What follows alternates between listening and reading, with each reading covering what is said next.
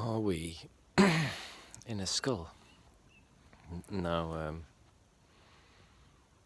yeah, Black Sheep researcher, really good, is just very much very similar lines.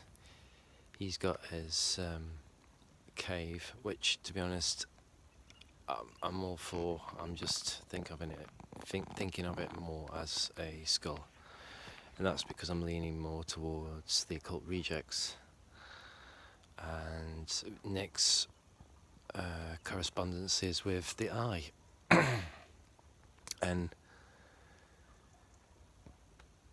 yeah, just gardening the the cornucopia of wisdom and knowledge. Yeah, it's just I'm really finding a lot of benefit in looking at this place as, yeah, like the skull itself of a giant. There's really good. I really recommend Ian M. Banks.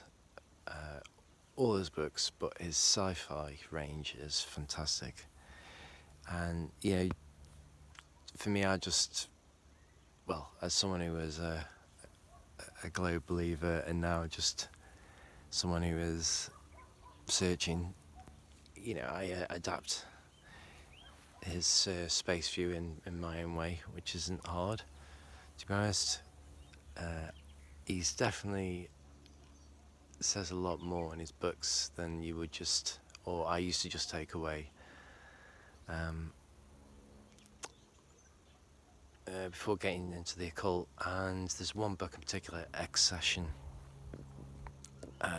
really brilliant, and I think a few of his sci-fi books play around with this, where they take these massive, you could say asteroids, huge bits of physical matter in space, and hollow them out and create civilizations in them. They stabilize them. It might seem like nothing, but when you read all his books, he's especially his last book, The Hydrogen Sonata. Wow. And then he died shortly after that. Cancer. Wasn't particularly old. That book